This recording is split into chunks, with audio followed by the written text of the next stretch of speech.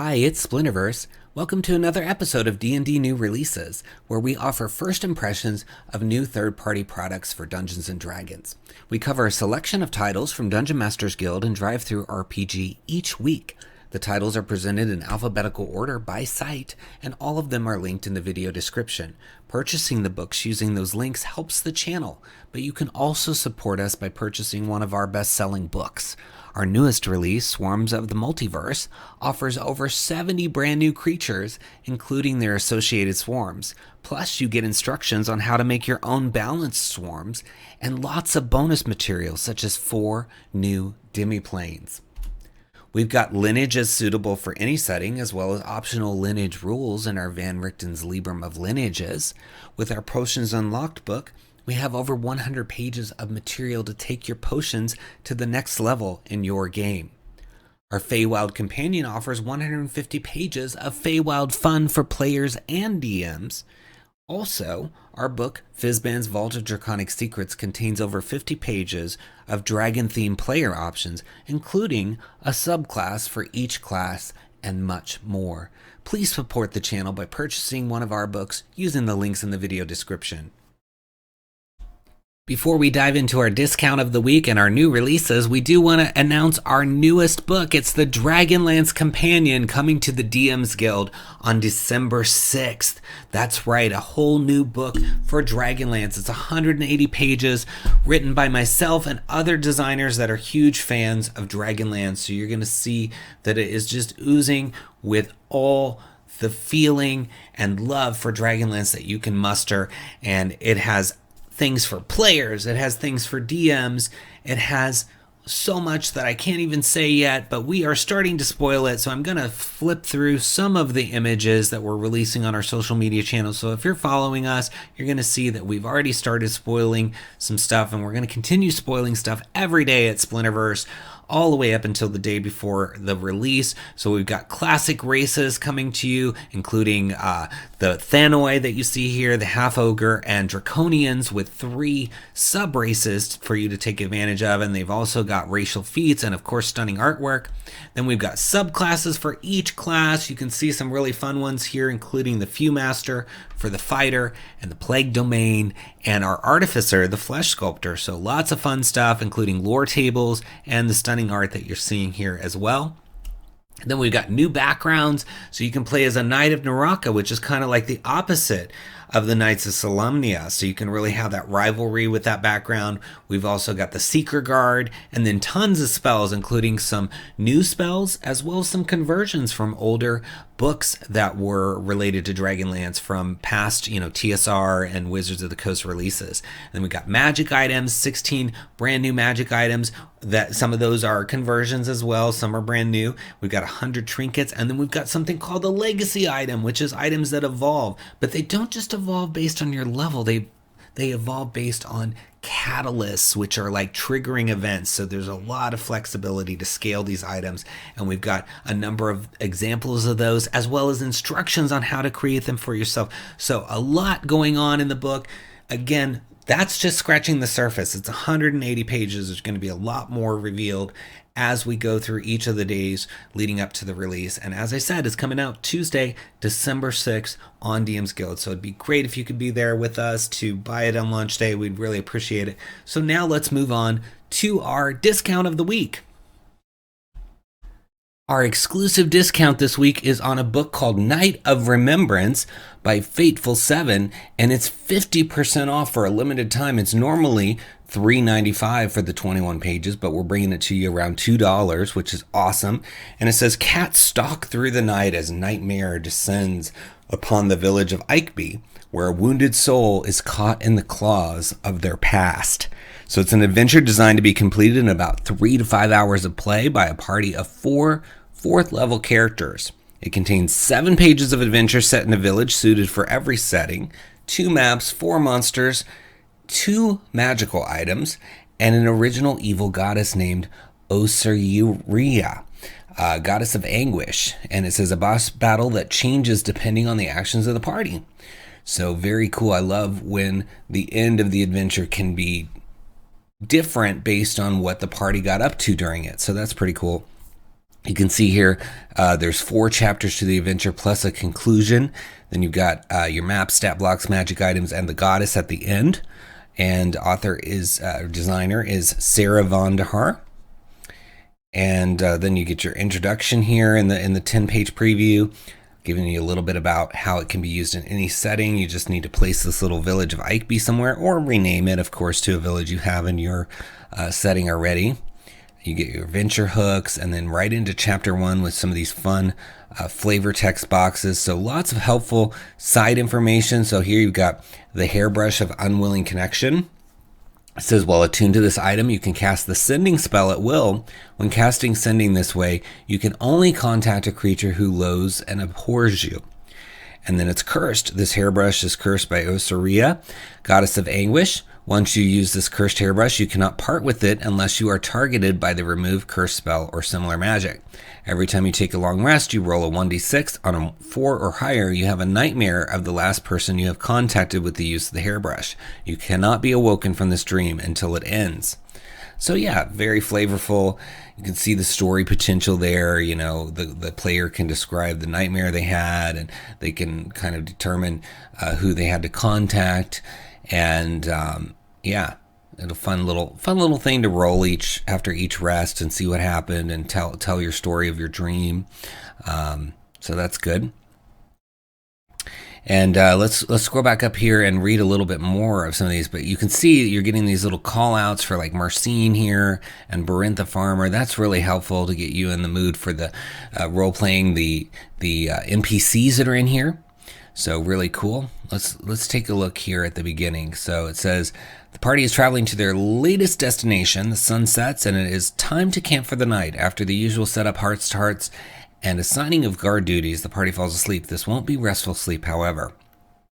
So here's the flavor text. From the moment you drift into your dreams, you know something is wrong. You find yourself in darkness. The only landmark you can see is the vague outline of gray walls around you. An odor of heavy smoke fills the space. Suddenly, you hear the sound of heavy footfalls behind you, and you turn around to see the outline of a 9-foot-tall gray cat staring down at you.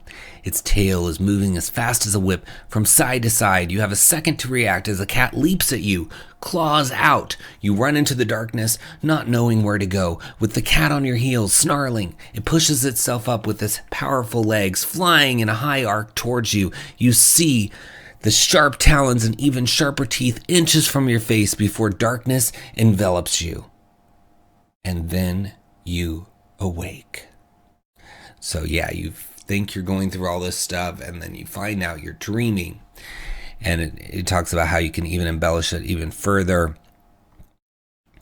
And then you get to 𝘏𝙬 Village, and it says, as the party approaches, 𝘏𝙬 Village is a scene of chaos. Black smoke is filling houses and spilling out into the night. Villagers are hunted by spectral cats with sharp claws. Children are crying, and people hide wherever they can.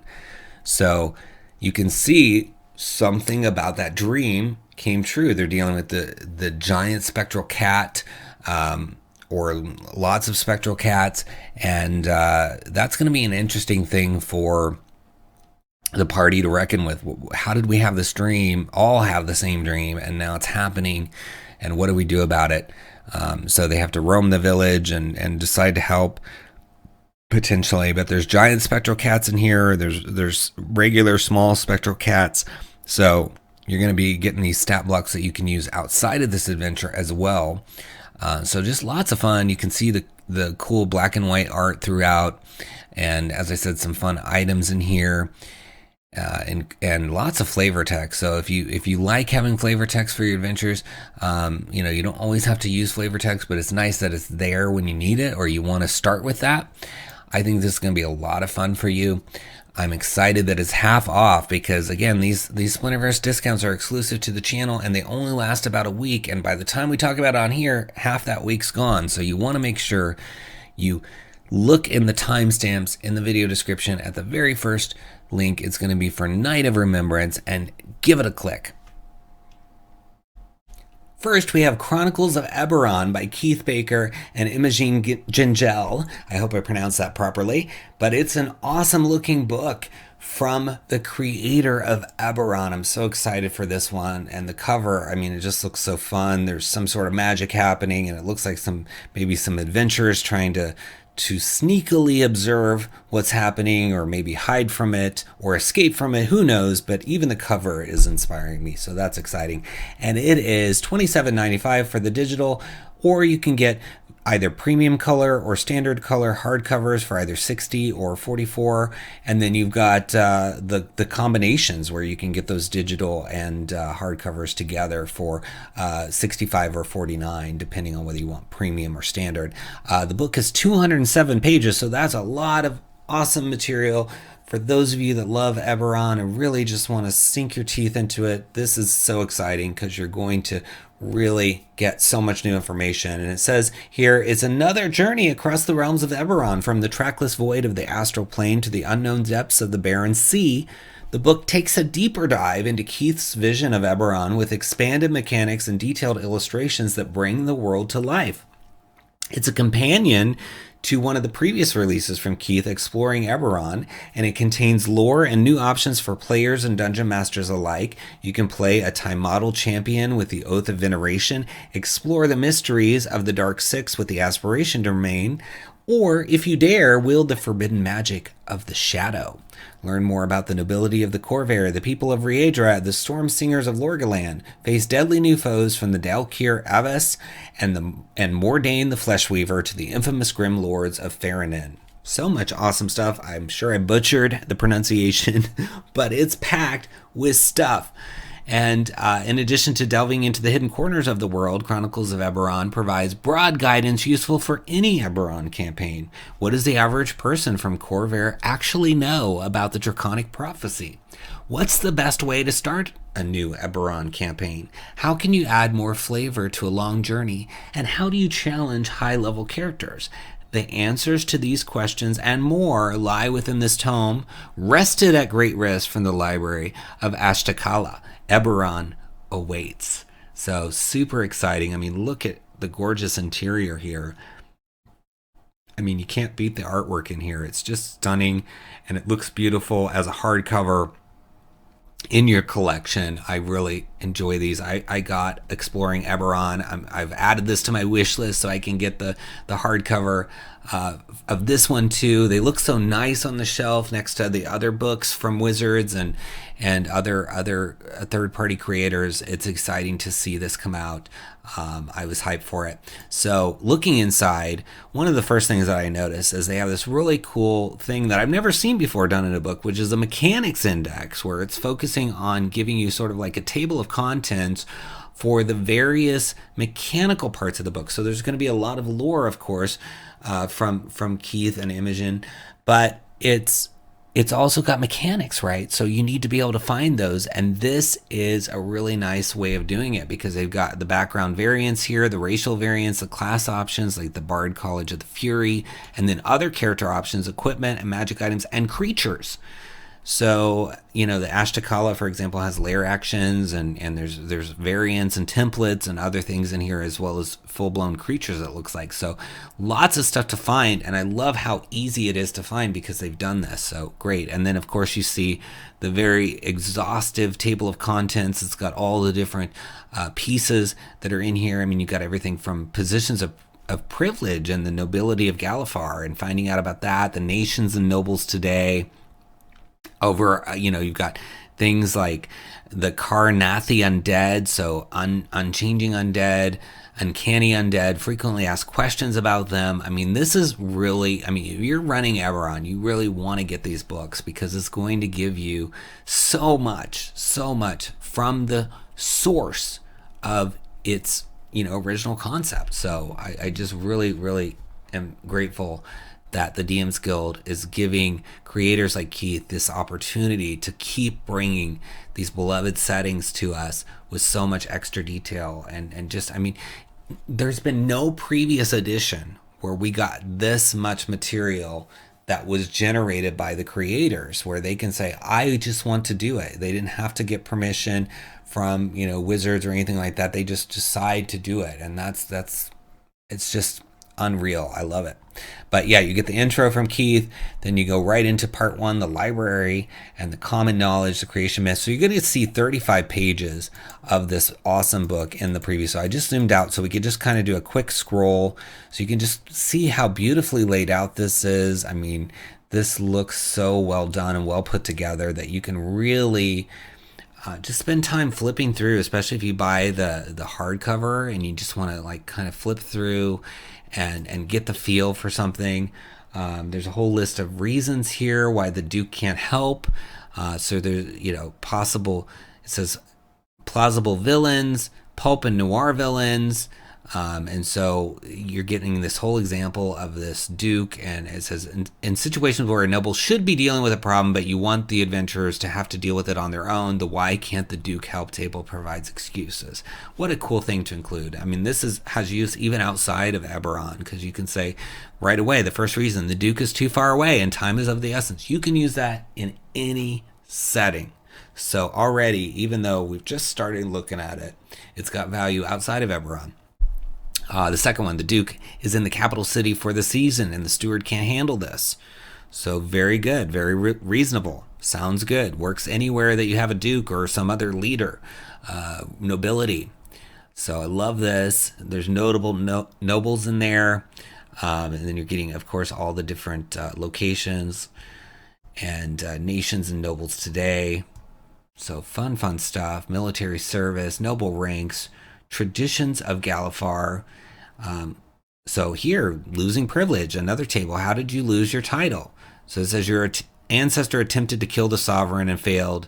Do you know what drove them to attempt this crime? So that's a really cool player interaction opportunity. So it says here, just as a lowborn character can gain a noble title, a highborn one can lose it. So this whole section is delving into the nobility and the titles and giving you story opportunities to work with your players and say, okay, you were supposed to have a title. What happened? I want to know. The table wants to hear your story, and really giving them that platform to be creative and share their side of the story. Because, I mean, at the end of the day, the stories that we tell with D&D are what is the most exciting, most meaningful, and touches people, right? And so these kind of prompts are really going to draw that out, draw those stories out, and give those characters the spotlight. So it says your ancestor was framed by rivals who now hold your rightful title and lands. What crime were they framed for?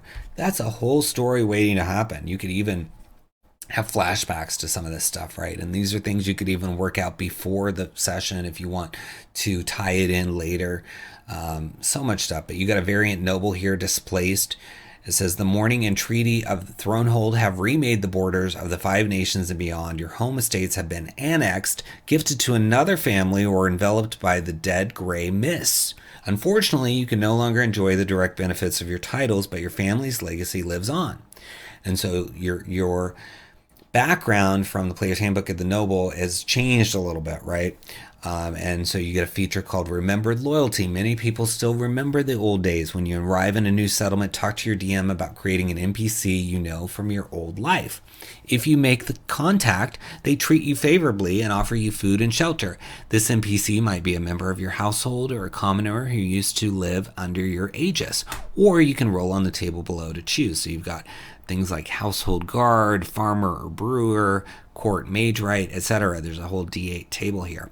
But yeah, it's fun to tweak those backgrounds based on, this information on nobility. Then you've got this whole section on gunpowder, firearms and balance, bayonets, and some really fun crossbow art here. I love that crossbow art. And then it says, when is a breastplate not a breastplate? The names of armors in D&D are arbitrary. A more complex system might explore the advantages and disadvantages of chainmail versus rigid armor, but 5th edition keeps it simple. Mechanically, different types of armor are differentiated by the presence or absence of metal, weight, AC, disadvantage on stealth, and the fact that someone who examines you can recognize those things. Everything else is story. In other words, there's no reason you can't say the 𝙏𝙬𝙧 dwarves produce exceptionally strong light chainmail whose statistics coincidentally match breastplate statistics, allowing a character with medium armor proficiency to wear armor with heavy armor aesthetics. So yeah, this is, again, wonderful advice from these creators about how to rethink the appearance of armor separate from its statistics, which is, I think, great advice. And it also can tie into older editions and how you feel about, certain statistics and how things work now versus how they used to, and giving you ways to try different things without breaking the game, right? So again, I love when creators do these kind of things. They not only give you the material to help you, but then they pose questions to get you thinking critically so that you are also creating. It's like a DM asking questions of a player, right? It's bringing you in. So I love that. So then it says, magic is a part of life and very much part of fashion. Glamour weave is commonly used to imbue clothing with illusion magic. A sorcerer may wear a cloak lined with the starry sky, or the armor of a former soldier could be etched with glowing sigils representing the service medals bestowed on them. The Glamour Weave Designs table provides inspiration for illusion magic you might see in the fashions of the 5 nations. So it's a D10 table, and the first one's a starry night sky with the moons of the ring of Sybaris. And then we've got number 2 is cloth that appears to be metal. Depending on style, it might be polished or rusty. So that's just a few awesome choices. This is also something that can port to another setting. So don't let the fact that this is Eberron stop you if you're not playing Eberron or you don't have plans to. I still think this is a worthy investment. I think you should be playing Eberron and deep diving into it. But even if you're not, my point is you should grab this book because there's so much in here. I mean, we've just scratched the surface. There's stuff about dragons and tests and, I mean, the library itself, and you can always port these things to your own homebrew creations. You can use the subclasses independently, and hopefully you have an awesome Eberron campaign either in the works or happening today, and you're going to take all this stuff and really look through it and see what you can incorporate into your version of Eberron, because at the end of the day, it's going to become yours in the sense that your table is going to be running it. So very, very exciting, and you need to look for it in links below under Chronicles of Eberron and give it a click. Dungeons & Dragons Fabulous Compendium Volume 1 is the book we're looking at now, and it's by Andrea Macchi, Max Castellini, and Mauro Nanfito. Sorry if I mispronounced any of those names. $6.80 is the price suggested for 41 pages.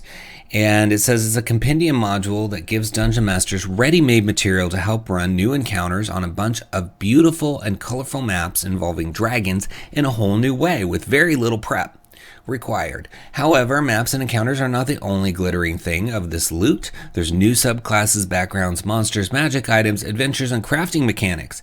The first volume of a dragon-related toolkit for players and DMs who want to embrace the dragon side. This is Dungeons & Dragons. Get in, we've got goodies. The contents of this module are designed, developed, and written by some of the authors of third-party successful 5th edition settings and campaign modules. So you've got some ENnie Award winners here, it looks like. And it says you get a new artificer subclass, the Dragon Crafter Artificer, where you can embody the dragon scholar and alchemist who tries to reproduce dragons' powers and peculiarities through their spells and new draconic infusions. Then you've got a red dragon map and adventure called Alice in Dragonland, the real Dungeon and Dragon. The adventure that will take your party inside of a living, fire-breathing red dragon for one of the most dangerous and crazy adventures ever seen.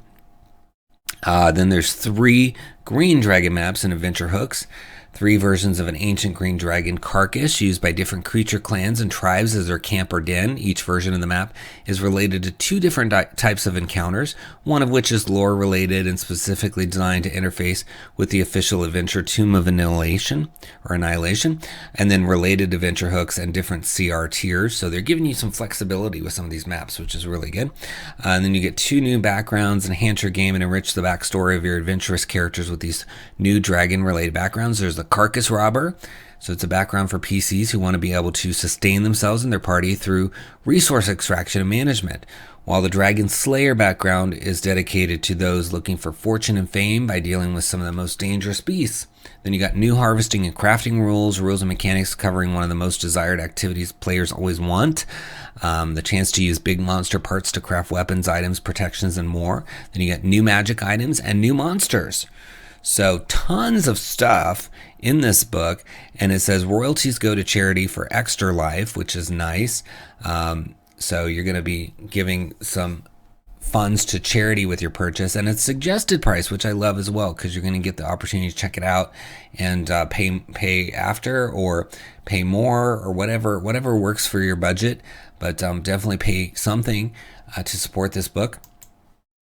So you've got the contents here, and you can see it goes subclasses, backgrounds, maps and adventures, harvesting and crafting, and the magic items, and then monsters and NPCs. So it looks like the monsters are Gastric Ooze and Wormling Storm, and the magic items include things such as Bandages of the Night Serpent, Green Dragon Scale Necklace, Red Dragon Core Crystal, and Shield of the Sun God. So that's fun. And you can see really nice layout. Here's a fun little in-world letter, I guess. And then you've got some subclasses like the Dragon Crafter here, which we're going to look at. So yeah, it looks really nice, professionally done. So let's read about the Dragon Crafter, because we're just getting to see a little bit here in the preview. I'm excited by everything, though. I think that, these maps sound really fun that are in here as well. So Dragon Crafter. A Dragon Crafter is a worm scholar and master at combining magic and dragon elements to create mystical effects. Dragon crafters use their creations to protect and damage, reproducing dragon powers and energies. Dragon crafting is a rare artificer tradition because of the severe studies required to understand how to balance dragon's energy and artificer's items and tools, but it is also very effective once mastered.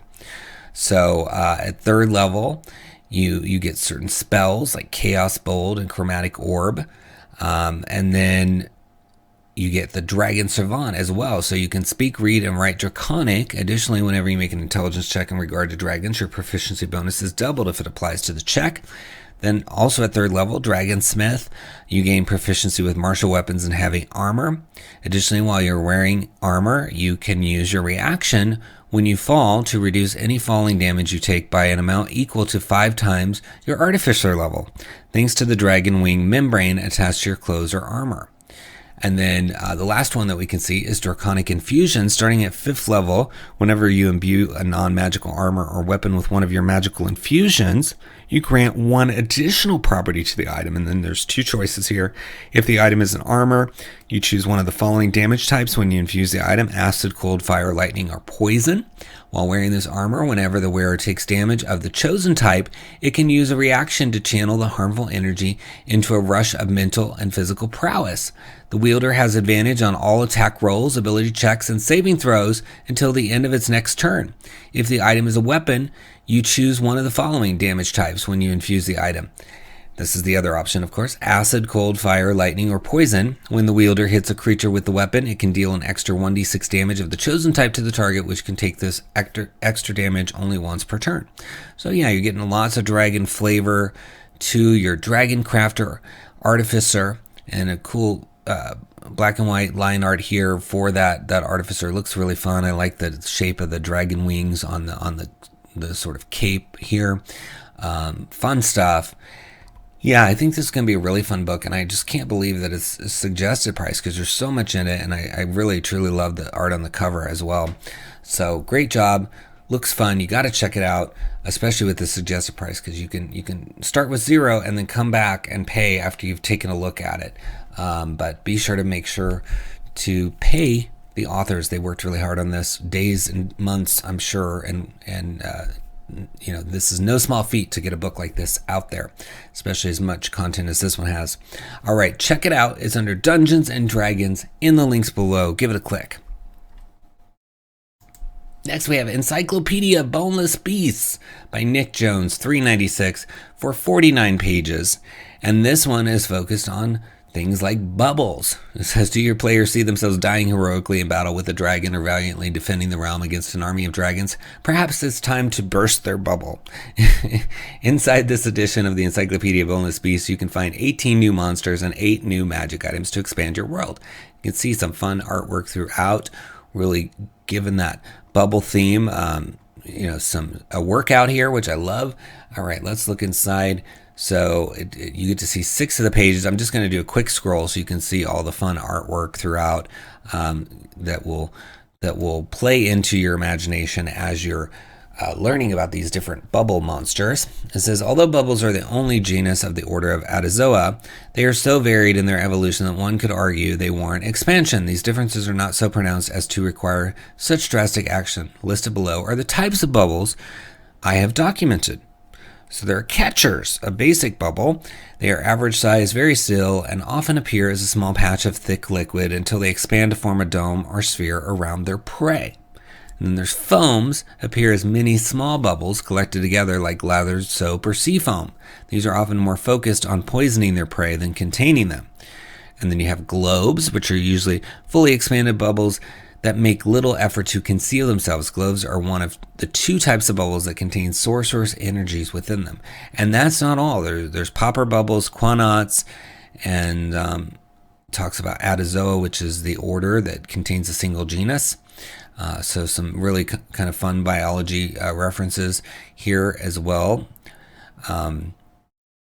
So we've got something called the amber catch here, which is a CR10. And it says an amber catch is a medium-sized bubble of clear orange-colored ooze. They tend to rest in a pool on the floor until living creatures step too close. In some areas, such as dungeons and places where trinkets and items of power are sought out by adventurers, they will regularly appear in their true form as a colorful ball of ooze. This seems to attract humanoids with an eye for treasure. The amber catch rarely leaves an area where it has found success in hunting. They are patient and will wait for prey to approach them. But if prey do not seem to notice them for a little while, they will begin to move closer. The amber catch tends to stay near areas that are attractive to adventurers. Too busy a location will deter them, and too quiet holds no interest. Ancient ruins, goblin-infested caves, and abandoned dragon lairs make excellent homes for them. And in combat, these bubbles will always counterspell the first spell they detect being cast. Amber catch bubbles make every effort to close the distance and then expand their size to encompass their prey. So you're getting some good tactics here. Then you see they have their different abilities. And they're CR10, so they're going to be a force to be reckoned with. And then you have something called the Sneak, medium pink amorphous blob of ooze. So there's a lot of fun, and look at how cool it looks. And then you've got the stat block, so it's a CR11. So lots of fun oozes in here that are in the shape of bubbles. So if you're looking for something to really surprise your characters, you want to maybe have something different, have something that they're drawn to, or even have an NPC kind of mesmerized by this, and then the characters have to sort of say, hey, get away from that, step back, stop them from getting too close to something like this. This could look like a polished globe-shaped stone, right? And maybe that's what the characters think it is that it's some precious stone, and then they get too close and they have to deal with the consequences. So I think it could be a lot of fun. Look for it in the links below under Encyclopedia Boneless Beasts and give it a click. Next, we have A Festival of Death, a horror adventure, and it is by Mark Thompson, and it is 22 pages. And it's on sale right now was on sale for Cyber Monday, I think. But it's $2.97, which is, I think, a great price for everything that you're going to get. It says, in the city of 𝙭𝙗, the Festival of Death celebrates those who are no more, honoring their memories and those left behind. This year, however, something is different. People have gone missing in the weeks leading up to the festival, and the town guards of 𝙭𝙗 need help solving the crimes before the festival begins and guests become potential victims. So you find handmade maps, awesome and terrifying curated art, beautiful descriptions, combat, death, and decay, anything an aspiring adventurer might seek. It's intended for a party of 4 that are characters that are levels 7 to 8 and features necromancy, backstabbing, celebration, sibling rivalry, and much more. There's an overview of events for each day of the festival, as well as the day of the party's arrival, 5 hand-drawn maps, 4 stat blocks, and of course tips and guidelines for DMs out there. So pretty fun stuff. Let's take a look inside. So this one is presented in spread view, so you get to see quite a bit of information in spread format, which is cool. And right off the bat, I can see that the table of contents is hyperlinked, which, you know, when you're buying a digital book, I think is really, really helpful because you can just click to go straight to what you want to look at and bounce around using clicks, etc.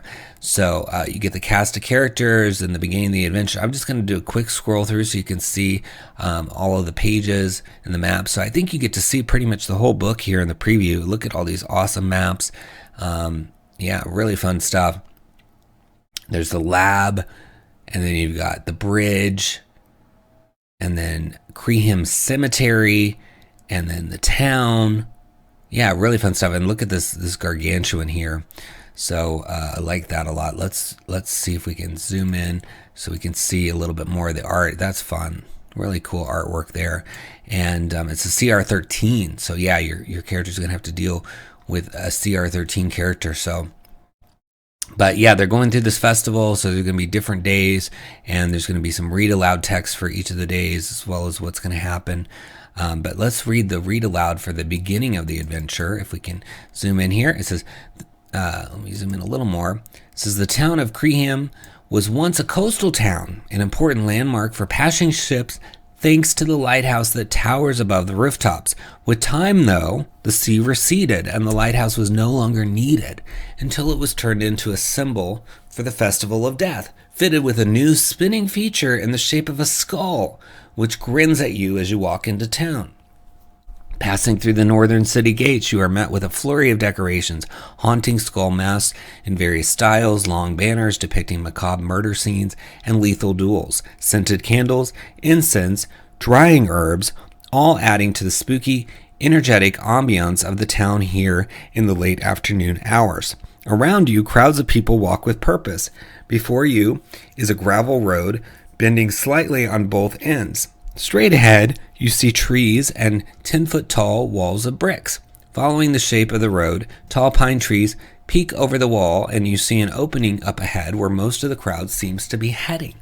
So yeah, you're gonna go into this town, and it's got some really interesting characteristics. I mean, it's got a lighthouse with, instead of having that light at the top, it's got a giant grinning skull.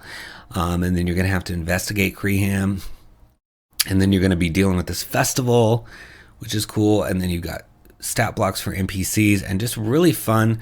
I love the art of this monster, and then these maps are really cool too. I mean, here you go. Let's see if we can zoom in on this this watchtower, or I should say former lighthouse. See, there you go. It's got this skull on the top of the tower. Pretty cool. Yeah, I think it's gonna be a lot of fun for your characters, and it's nice that it's for you know, level 7 to 8, because there just aren't as many adventures for that area as there are for level 1, right? So check it out. It's under Festival of Death in the links below. Give it a click. Next we have Fhamzax the Fantastic presents improved items, and notice this is the word cursed is crossed out and replaced with improved, so that tells you that this is going to be an interesting and fun title. It's by Patrick Reese, and it says unique curses to apply to 160 items from the Dungeon Master's Guide, plus new items to add mystery to your games. And it's $3.95. It's already got an average of 5 stars after 4 ratings, and it says it has 160 curses for items. And it says, my remarkable tome finally puts the world back in balance. Never again must you fear to be bored. Just another magic item. So you get the character of Fhamzax giving you some flavor here. Over a dozen trick items, and then optional rules for breaking curses. And then you can see some of the nice professional layout and artwork right here. I mean, already, without even opening the book, we're seeing some gorgeous stuff. Very well done. Let's look inside. So great job on the layout. as well. So Patrick did both the layout and the design. That's nice. So you've got the magic item rarity information, attunement, cursed items, all the sort of intro stuff, and then optional rules for breaking the curses, and then lots of cursed items alphabetically, and then some trick items and creature stats at the end. So, and then you get this character of Fhamzax to interact with as well. So yeah, it goes into special features. It says the impression of items can be further enhanced by adding distinctiveness. Below are a few useful entries from the tables. So creator, aberration. When seen from the corner of the eye, the item seems to be moving.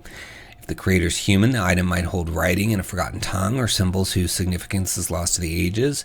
If the creator's a fiend, the item is made of black iron or horn inscribed with vile runes, and leather components are crafted from the hide of all of fiends, featuring leering faces. So that's cool. I mean, just so many cool little properties for your items to be visually interesting. And you could use this to kind of create your own items, right? To be inspired by these special features.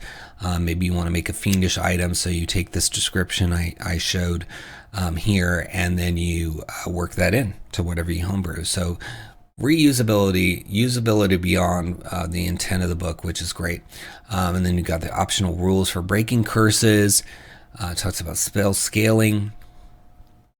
And then inspirations on how to lift curses, with a lot of examples, like fulfilling a trial of a god to break the curse, tricking or striking a deal with an archdevil for some of its power or ancient knowledge. And then you get into the cursed items, which is really cool, and I love the artwork in here. It's this cap of water breathing is just stunning. So let's see if we can find that to read. Yeah, here it is. It says, it's a wondrous item rare. It requires attunement.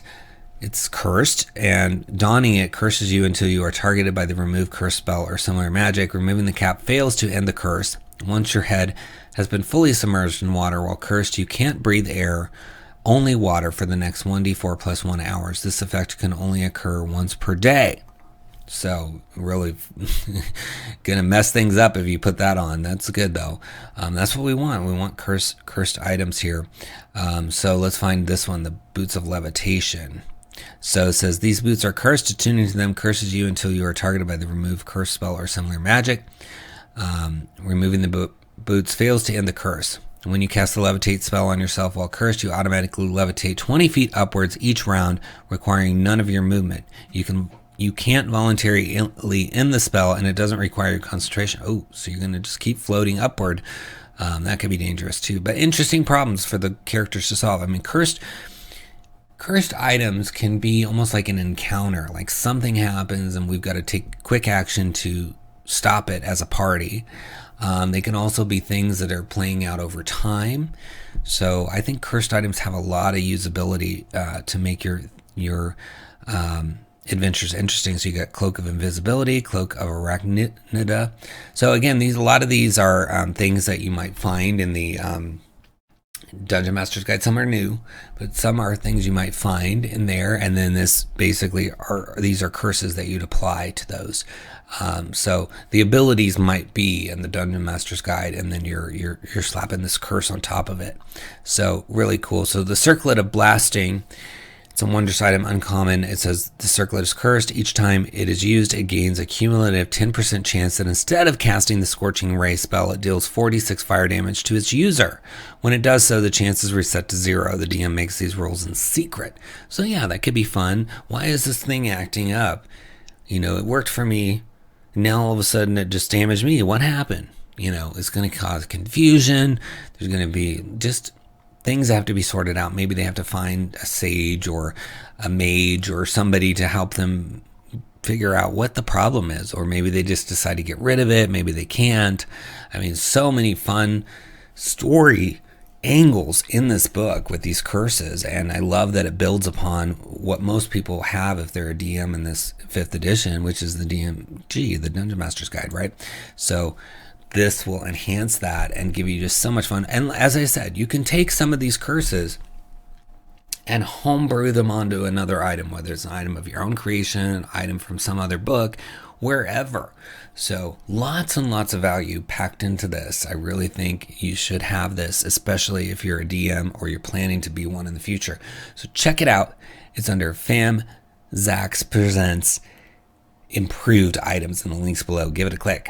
Next, we have Glyph Divination by Eric Rise, and I just love the Glyph logo, by the way. I think it's a fun one, really, really stylish.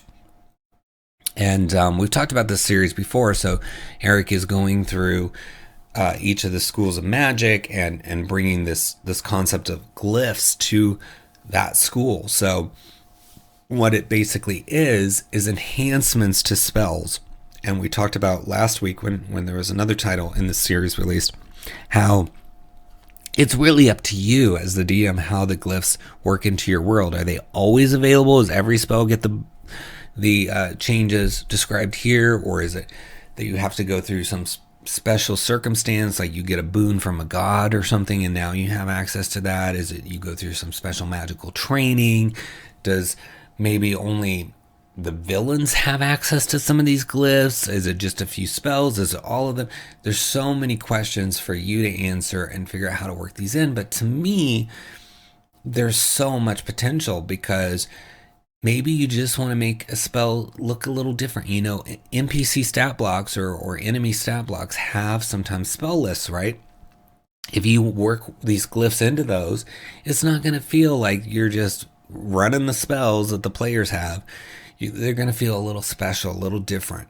So lots and lots of ways to use these, but you're basically turning familiar spells on their head to overcome unsuspecting foes, or giving new life to overlooked incantations to bring them to the forefront of your repertoire, and finding that perfect combination of glyphs for your playstyle, because you have to make choices.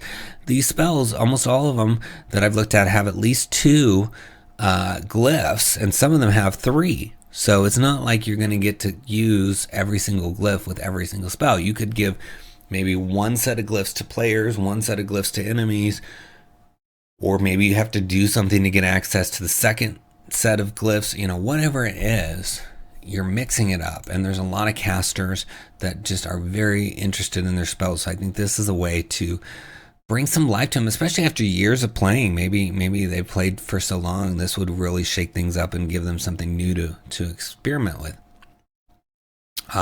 So right in this book, we're going to see, again, all the divination spells.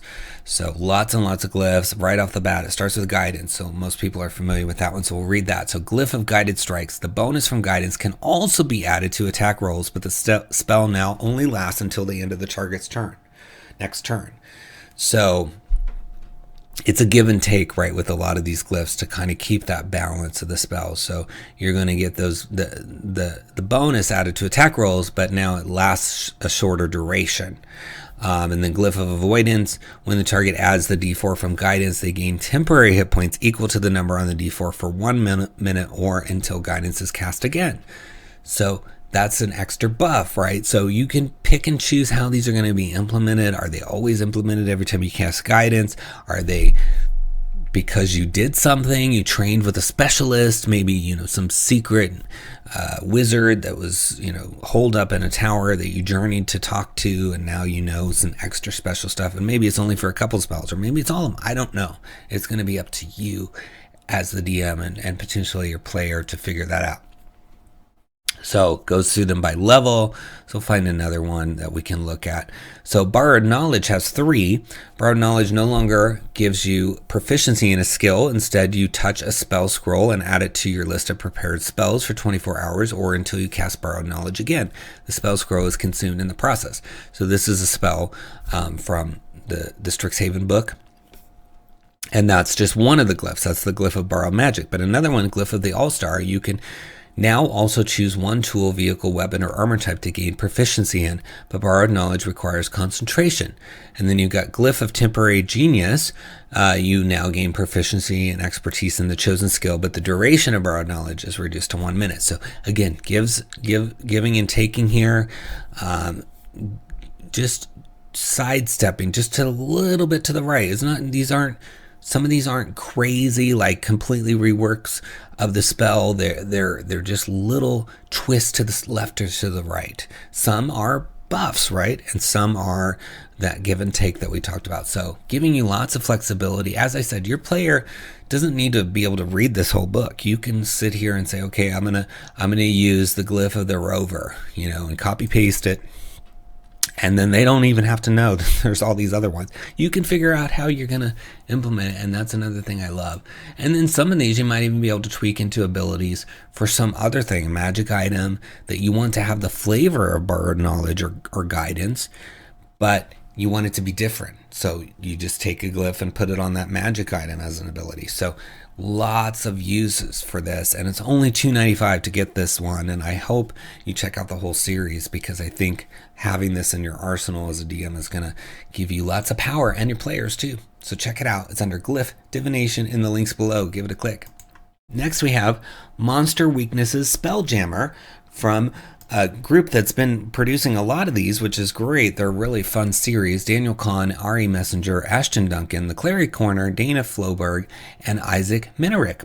And it's $4.95 for 20 pages. So this series is really cool because it's giving you weaknesses for monsters that are published by Wizards of the Coast in their various books. So we've seen the one, I believe, for the Monster Manual, and then I think they also did Monsters of the Multiverse, and now Spelljammer. So if you have those existing books, you can take this and add weaknesses to the monsters, whether it's, maybe you accidentally put a creature that's overpowered in front of your party, and so now you need to take it down a notch, so you give it a weakness, or whether you want to work into the story that there's a weakness to the creature that the party needs to first discover before they go take on the creature, so that they have some sort of advantage in the combat.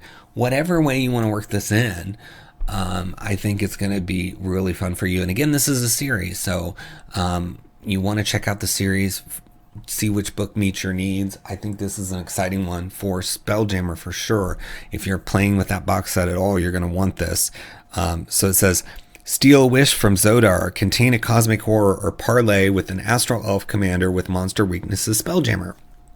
This book takes inspiration from well-known legends, official descriptions, and lore, and the creature's anatomy to bring you combat weaknesses for every creature in Boo's Astral Menagerie and Monstrous Compendium Volume 1 Spelljammer, and social weaknesses for every creature that speaks a language available to player characters. Each weakness presented in this book is meant to be a trait that can be appended to the creature's stat block.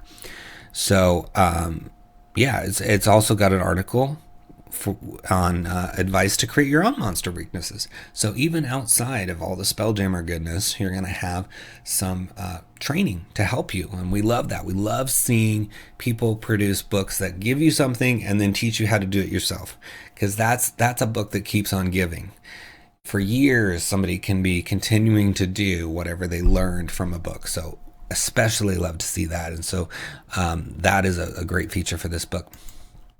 So looking inside, you can see, talks about, the concept of weaknesses, how they might be discovered, whether it's weaknesses in the moment, or, using one of these feats like Tactician, where you discover those weaknesses through that feat, or you have a favorite enemy or foe where maybe you know the weakness because it's your favorite enemy. And then, of course, researching the weaknesses, as we talked about. And then the section on weakness design. And then you've got all the creatures from Arturk Elder all the way down to Zodar from the Menagerie. And then that Monstrous Compendium, I think it was given away on D&D Beyond or something, that they have for Spelljammer as well. But it's got the Asteroid Spider all the way down to the 𝘽𝙤𝙬𝙧. So cool stuff, fun artwork as well. It talks about discovering them, all the different options, and then the researching of the weaknesses, and then design. And this is how you're going to be able to build your own. It tells you it should be discoverable. It should make the combat with the monster more interesting, etc. It cannot be easily abused or trivialized, etc. So here we're getting right into the stat block. So we'll scroll through so you can just kind of see the beautiful layout here, and then we'll pick a couple to focus on. But right off the bat, one that jumps out to me is the giant space hamster. It says, if the giant space hamster is surprised at the end of its turn, it must succeed on a wisdom saving throw or continue to be surprised. So the weakness is called hyperventilate. So that makes sense. That could be, I could see that being, you could even sort of physically gesture to play that as the DM, kind of showing it, hyperventilating, through some actions of your own, sort of acting it out. And then let's see, we've got the autognome. So existential crisis as created, autonomous creature. The autognome can be manipulated by other intelligent creatures who pose complex philosophical or existential questions. A creature can use an action to make an intelligence check to ask a question about the autognome's existence, surroundings, or purpose. On a success, the autognome must roll a d20 on the malfunction table in its stat block to determine if it suffers a malfunction. So yeah, that's a social interaction. You could even stumble into that weakness by asking it some sort of, why do we exist question, what's the meaning of life? And then it, has a malfunction, and then it says 42. But, and then you've got primary directives. The autognome is programmed to obey the following directives: defend gnomes who are being attacked by non-gnomes, defend itself if it is attacked, and protect infants and youngsters from harm. A creature who uses their action to make a charisma, deception, or persuasion check can convince the autognome that it has a higher duty to one of its primary directives than to its current action. On a success, the autognome immediately follows the directive. So yeah, you can trick it to doing something else. If you have a gnome in your party, you might even be able to take advantage of that to kind of convince it, hey, you're attacking us and we have a gnome. What's that about? Right? So, there's some different ways to play that one out. And that's the beauty of these, right? They lead to story, they lead to twists, they lead to doing things other than just fireballing everything, right? So especially if you made the characters go find the weakness in a book or talk to somebody to find the weakness, they're going to want to be rewarded for that, right? They're going to want to act that out. They're not going to want to just fireball it. They're going to want to use what they learned because it was special that they had to go through all that effort, right? So many different ways to go about this. Flexibility for days in this book and the series, frankly. So I hope you're checking it out. I hope you're grabbing these and exploring the different weaknesses. And you can, again, also shift some of these weaknesses to other creatures. We talked about the hyperventilating, right? Yeah, it fits the space hamster, but there's no reason you couldn't have another type of creature that maybe hyperventilates if it's surprised. So many different directions you can go with this. Much reusability, which we love. And it's all under Monster Weaknesses Spelljammer in the links below. Give it a click. Next, we have the Oath of Damnation. It's a sacred oath option for resolute champions who are willing to make a deal with the devil by serious wisness. And it's only 95 cents for the 2 pages. And it says, at 3rd level, a paladin gains the Sacred Oath feature, which offers you a choice of a subclass. Serious Wisdom presents a new option for resolute champions to take on the Oath of Damnation. It's worn by paladins who wish to dedicate their lives to ridding the worlds of the material plane of demonic influence. They see the chaotic nature of demons to be such a threat to the existence of life that they are willing to swear the servitude of their undying souls to the lords of the 9 hells after death. So, and then you get 3 new magic items as well with this. So lots in here, and I always love the artwork in Serious Wisdom stuff. So right away you can see a really fun looking tiefling paladin of damnation, and then yeah, you get your magic items as well as the full Oath of Damnation. So we'll just read one of the abilities, one of the features, and then we'll read one of the magic items because you're basically getting to see the whole book and we want you to check it out yourself. So we're not going to give everything away in the video here.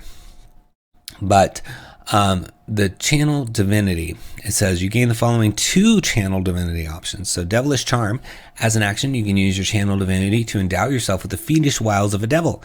For the next 10 minutes or until you deal damage to a creature or force a creature to make a saving throw, you have advantage on deception and persuasion checks, and you can speak and understand all languages.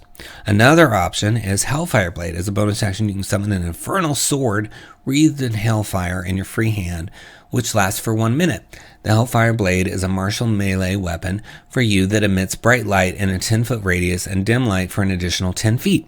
You add your strength or charisma modifier to the attack and damage rolls when you attack with the Hellfire Blade, your choice. If the Hellfire Blade leaves your hand, it disappears, but you can summon it again as a bonus action. When you summon the Hellfire Blade, choose either fire or necrotic damage. On a hit, the Hellfire Blade deals 3d4 damage of the chosen type, and for the duration when you use your Divine Smite feature, when you hit a creature with your Hellfire Blade, you can choose to change the smite's extra damage to the type of damage dealt by the Hellfire Blade instead of radiant damage. So yeah, some fun Channel Divinity options that fit thematically with this sort of infernal nature of the oath. And then the 20th level features Champion of Hell, so I'll just tease you with that so you can come here and read that. But as far as the magic items, there's some fun ones here. There's the Hell Touch Tattoo. Produced by a special needle, this magic tattoo is comprised of a series of infernal runes whose meanings are incomprehensible to all but the most powerful devils.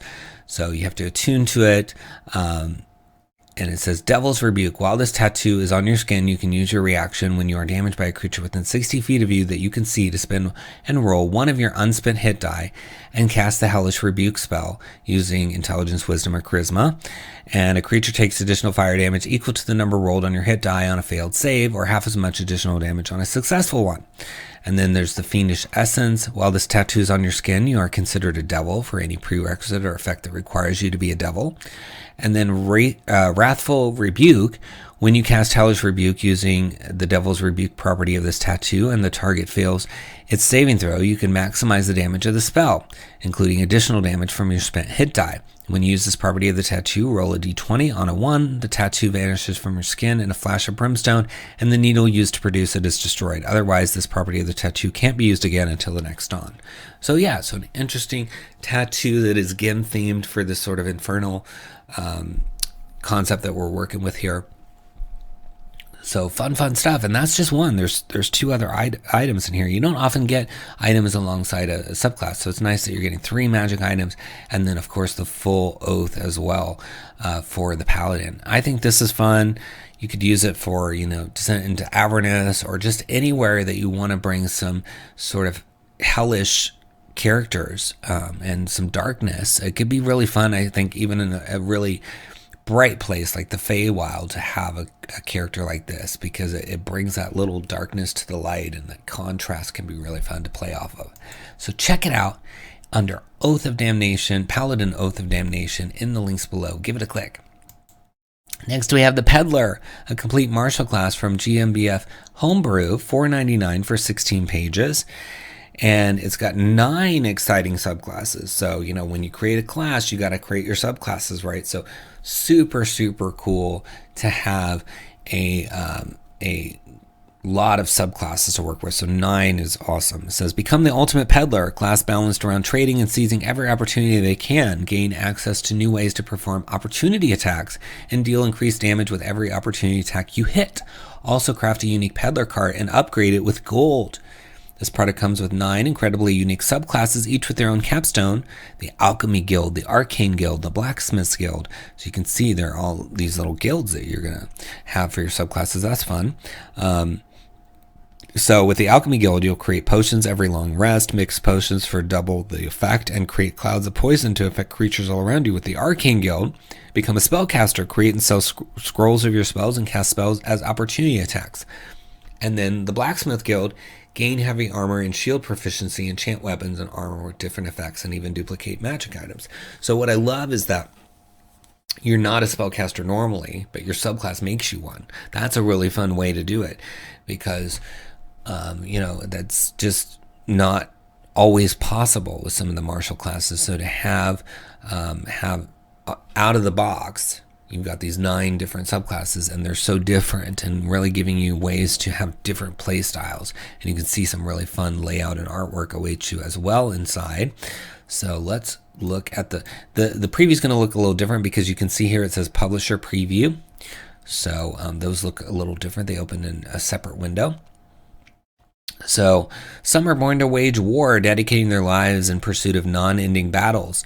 Others are drawn to the mystical powers of the unknown, always eager to learn more about the mysteries of the world. But you are a peddler, a traveling merchant, and a trader by nature, taught in the ways of bartering by the generations that came before you. A peddler is an expert in seizing any opportunity that presents itself to them, being able to quickly react to what is happening before them. Everything peddlers know has been passed down from generations of fellow salesmen before them, either taught in guilds of like-minded merchants or through family ties. So yeah, lots of background here for the class. And then you start to find out some of the abilities. And then, of course, you get your typical class table. And then it starts talking about some of the guilds. So with the publisher previews, you can see that they can skip pages. So we went from 3 to 5 to 7. That's good. That gives you an assortment of information from throughout the book. So let's see. Peddler cart.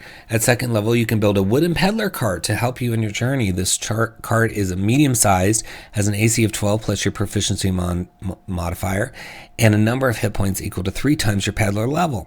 It has double your carry weight. If your cart is destroyed, you can build a new one by spending 10 minutes and 10 gold coins crafting it. That's fast. Or by crafting a new one on a long rest for free. But you should be able to. I mean, that's your whole class, right? Any creature using a cart is as cover is granted half cover. Your cart moves closely behind you, and you can park or pick it up again as a bonus action. So it kind of, this is sort of an autonomous cart. It's following you, moving on its own. Doesn't sound like you have to hitch something to it. So very cool. You said whenever you roll initiative, you can also perform the use an object action. In the beginning at third level, you choose your subclass, which is your guild here. And then also at third level, when you hit a creature with an opportunity attack, you deal 1d6 extra damage. The extra damage dealt increases as you gain levels, so that's good. Ability score improvement. You regain all of your expended exploit uses when you finish short or long rest at 5th level, and you can benefit from your Eye of Opportunity feature even if you perform the attack action on your turn. And then there's some evasion, and then your cart increases at 9th level. So lots of stuff going on. So we're seeing a bit of the Alchemy Guild here, I think, and then the Arcane Guild with the spellcasting table for the Arcane Guild. And then you've got the Culinary Guild. So it says, no one is better at cooking than a member of the Culinary Guild. They know secret recipes capable of energizing allies and filling their stomachs for hours with a single meal.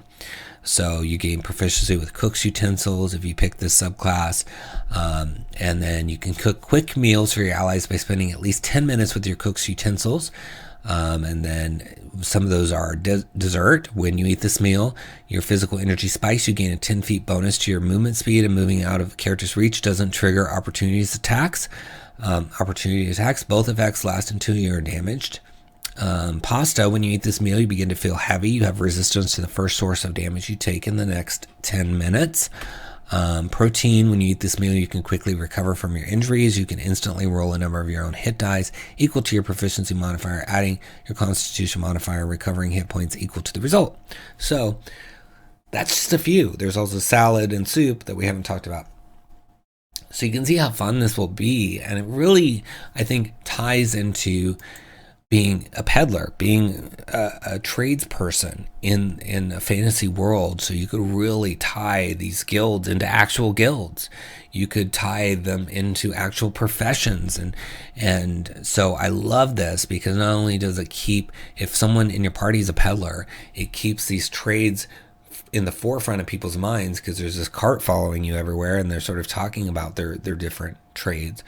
But it just gives opportunities when you go to an urban setting or a settlement to further refine and role play and say, oh yeah, you're with the Alchemy Guild, I'm an alchemist, and right? Let's trade secrets and let's talk about our stuff. And maybe an alchemist is more willing to provide shelter to the party because there's a peddler in the party that's with the Alchemy Guild, right? So you have just so many different little things to play with here, which I like. So very cool.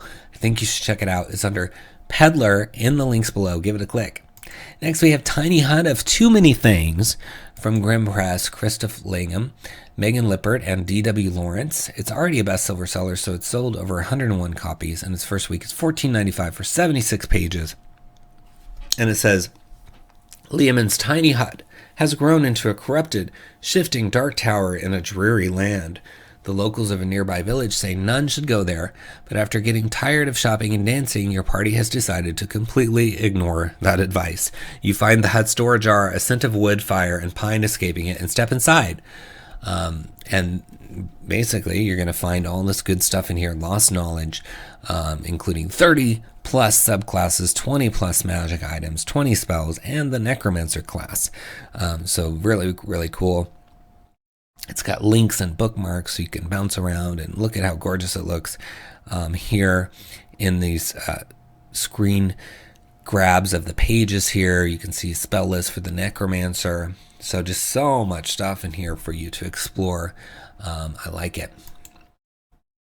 So with the Artificer, you're going to get Glassblower, Herbalist, Jeweler, Sign Carver. And for the Barbarian, you're going to get the Path of Adversary or Omen or Spellbreaker.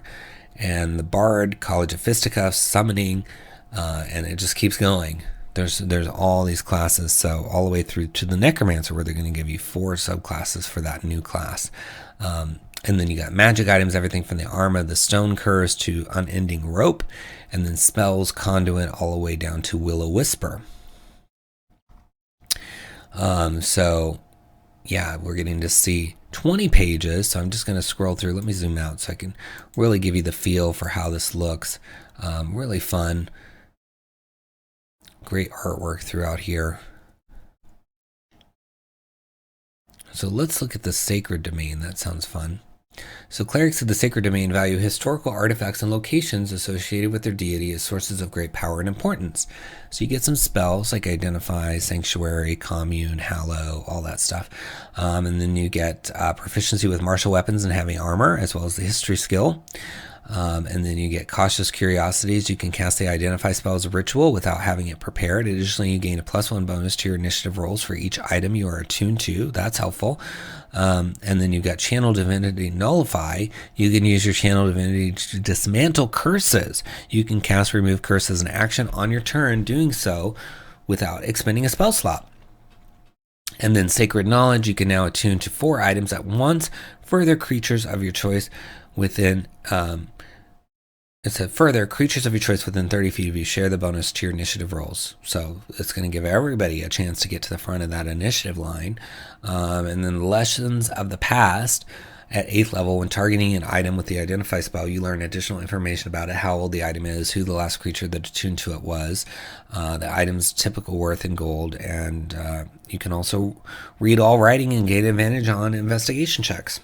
And then lastly, at 17th level, you can attune to 5 items at once. In addition, the range of your Sacred Knowledge feature increases to 60 feet, and creatures affected by it can make an additional attack when they take the attack action on their turn. So bonuses for everybody. That's cool. So much fun stuff in here.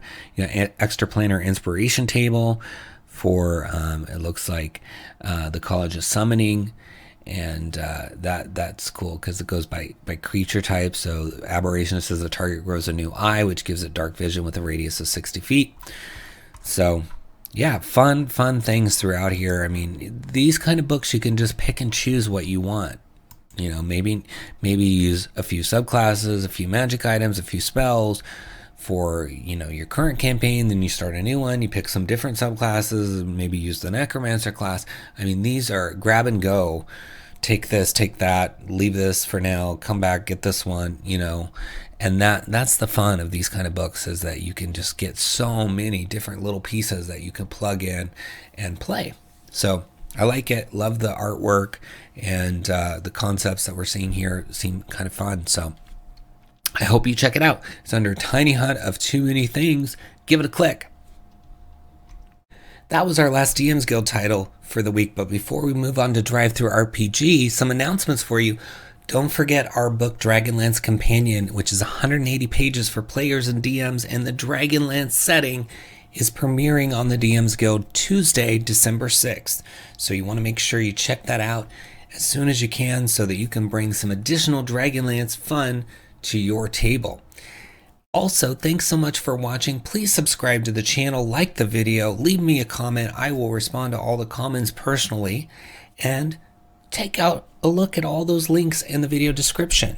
These creators have worked really hard to produce all the books we're covering this week, so if you could check out those books and hopefully support those creators, that would be awesome. If you can leave them reviews, if you can follow them on social media, that also helps. This business is tough, so encouraging them to continue is going to be great. And if you happen to purchase anything, even if it's a book we didn't cover on this week's episode, it's going to help the channel with a small affiliate fee. So we appreciate when you do your shopping with us. And consider looking at one of our other books we've got down there in the video description. They're all linked. You can also go to splinterverse.com and check them out. And as of Tuesday, our splinterverse.com will also have information on our Dragonlance Companion. But we've got our past bestsellers like Feywild Companion, which is over 150 pages in print or digital for players and DMs with everything that the Feywild could bring for you, including a new domain, subclasses that are Fey themed, full adventures, encounters, monsters, a new consumable called Flowers of the Feywild, which really makes the Feywild seem like a foreign place when compared to the material plane. Then you've also got our platinum best-selling Fizban's Vaulted Draconic Secrets, which has dragon-themed subclasses for every class, a new familiar adventure hooks for everything in there for the DM to tie it in, horde magic items, draconic gifts, regular magic items, trinkets. I mean, it's just dragon goodness, one thing after another. And with Dragonlance, it's another perfect thing to support what you're up to with Dragonlance. And then you've got our Swarms of the Multiverse, which is over 180 pages digital and print for DMs, focused on all the different swarms and how to create your own in a balanced way for 5th edition using any creature. So you take a creature stat block, even one you made, and you can make a swarm of it, and that will be balanced for 5th edition. And then you've got 70 new creatures and then all their counterparts for swarms. So whether they form a swarm, control a swarm, or summon a swarm, you've got those stat blocks as well. So it ends up being 140 stat blocks, 150 adventure hooks, because we give adventure hooks for every single creature. Each creature gets a minimum of 2 pages with extensive lore, tactics, related things like magic items and demi-planes, brand new demi-planes in there for you to adventure in.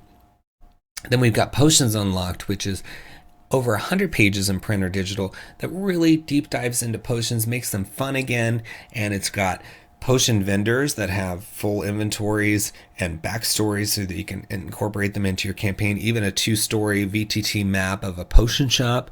Then you've got a bunch of brand new potions, including what do they smell like, what do they taste like, how do we craft them, and what is the origin story for each of these potions with beautiful artwork, so that you can either turn that into an encounter or have a vendor tell the party, oh, did you know where this potion came from? Or maybe there's some villain brandishing this potion and is talking about how it came to be, and just lording it over the party and trying to be monologue, and that's how you find out about the origin. And then eventually maybe the players get a hold of this potion before the villain can use it. But lots of ways to incorporate this, and optional rules for potions, brand new plants that you can use to make the areas that you travel through feel fantastical, and you can use ingredients from those to craft potions, etc. And then we've got Secrets of the Draugr, which is a combination of the Drow and the Duergar into a new race that has, of course, all the racial features, but it's got subclasses associated with it, deities, NPCs, adventure hooks, a new fortune-telling method. So it's a really fun book, and you can act out the fortune-telling at your table. Then we've also got Van Richten's Libram of Lineages, which deep dives into the concept of lineages with optional rules on how to string more than one lineage together. So you start as one lineage and move to the next, or maybe you start as just a normal race, then move to a lineage and then another lineage, right? Also, how to remove those lineages so a player gets sick of a lineage, or you just want to take it away and get them back to a different race or whatever. You've got the options to do it. And then we've got 4 conflict-driven lineages in there that you can use in any setting, and these are great to play. You will really like playing them because they feel like lineages, to me, feel like races that were handcrafted for your character. They're not really meant for everybody to use, right? At least the lineages in our book, because they're super conflict driven, and it's a really fun way to role play because you can do so much with that innate conflict. It's right there baked into the character from day one, and so the DM has a lot of things they can do with that, and so can the player. So just so much fun to play. And that's my spiel for the week. Let's move on to DriveThruRPG. First, we have the Atlas of the Latter Earth by Kevin Crawford and Scene Nomine Publishing. the publishers of Worlds Without Number, which is a really fun and helpful system neutral setting guide and information guide, reference, all kinds of stuff packed in it. I bought the hardcover and I love flipping through it. It's really got a lot of great ideas and inspiration for you if you're a DM or you just like being inspired, or even if you're a creator like me, it gives you a lot of cool options for your stories. And this is the latest release from that company, and it's already a bestseller seller. So it's sold 101 plus copies in its first week. It's $19.99 for the PDF, but you can also get a hardcover standard color for $59.99, or both for that same price. It's 223 pages. And it says, first glimpsed in the pages of the Worlds Without Number RPG, an unfathomably far future world of decadent sorcery and daring blades is now revealed in this book. More than 200 pages of fact and surmise are packed into this gazetteer.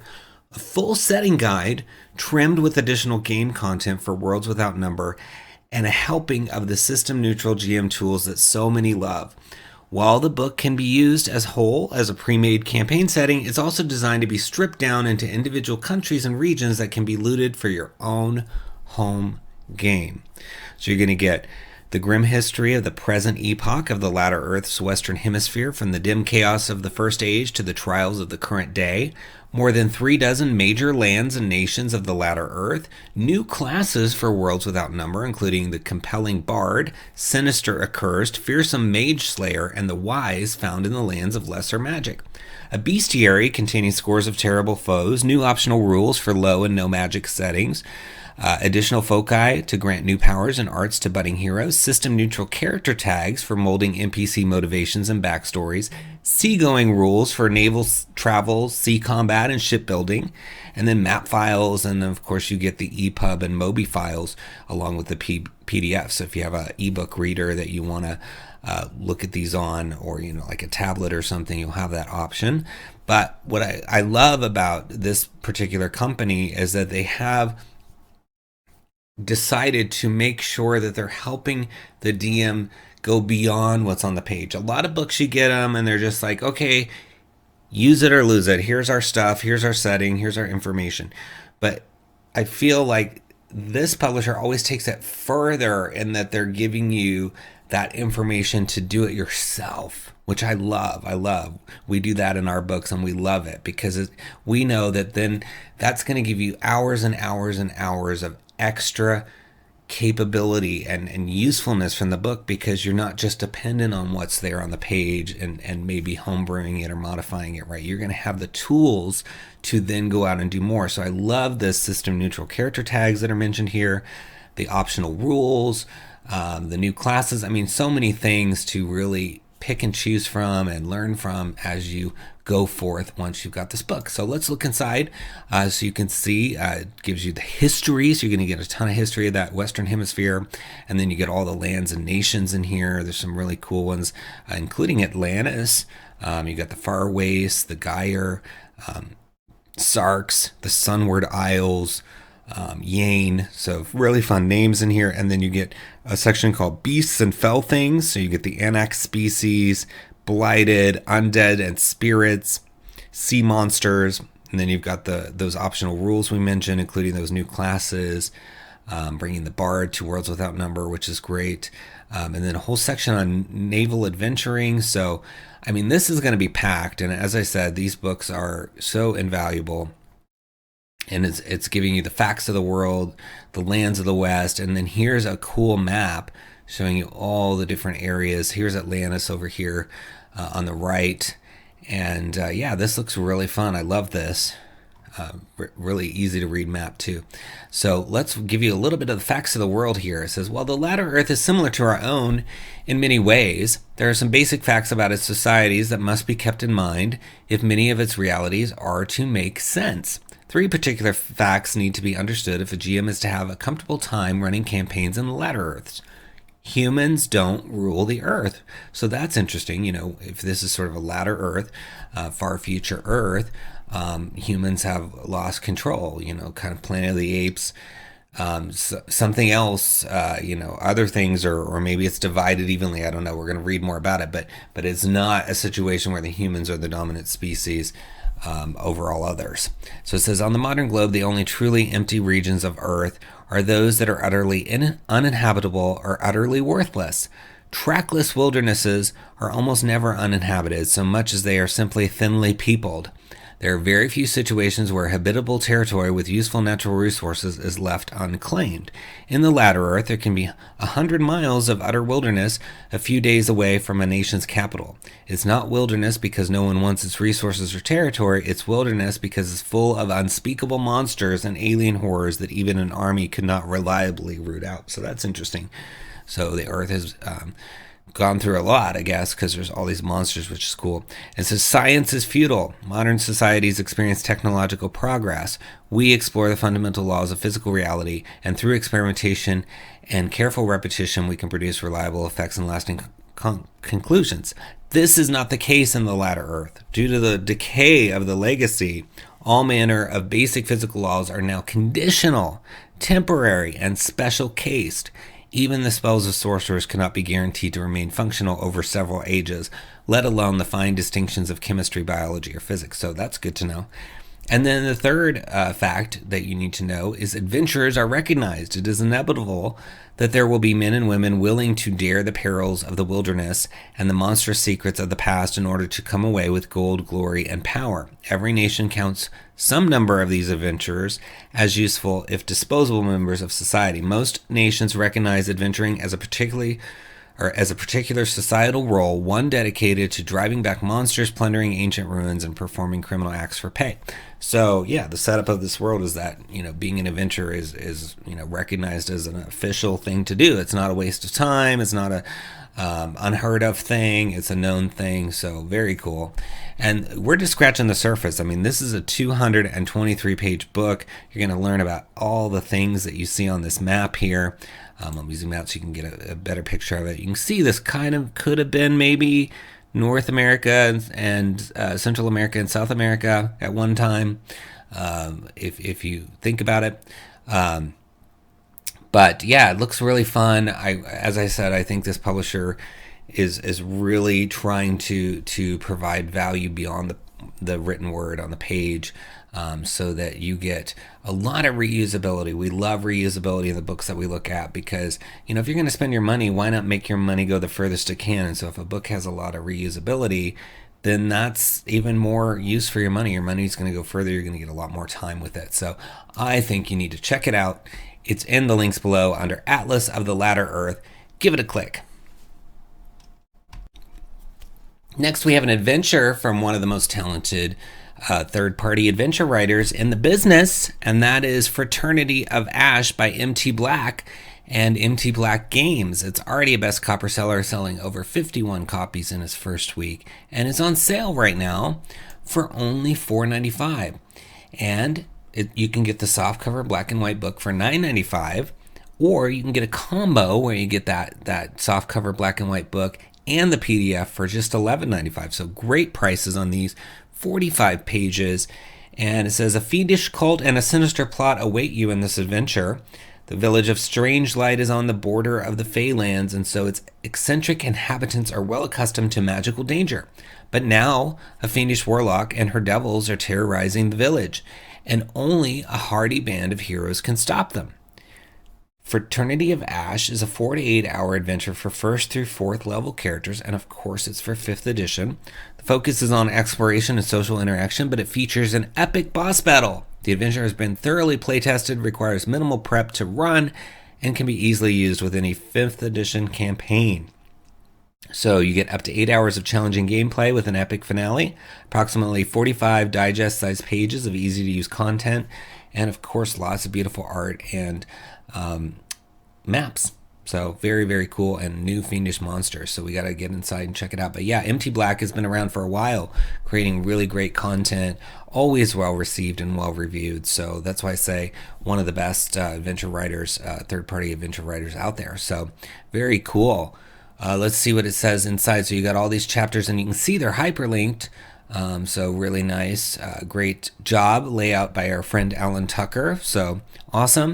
It says, adjusting this adventure is optimized for 5 characters with an average level of 3, But it says to determine whether you should adjust the adventure, you can use this little table here, which I love when books do this, because you can look at what, the size of your party is, whether this is going to be weak or average or strong, and then based on that, maybe you need to add another of a monster, or you need to tune it up a little bit or something. So that's super, super helpful.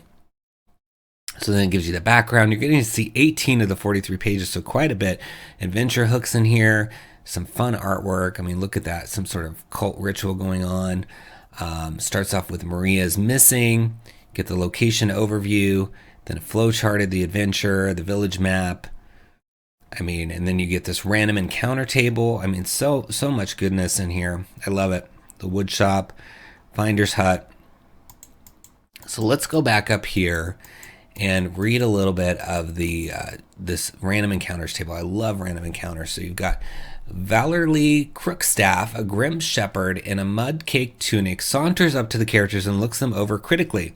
She says they are not welcome because strangers have been causing too much trouble, and hurls a few personal insults. So that could be a fun encounter, right?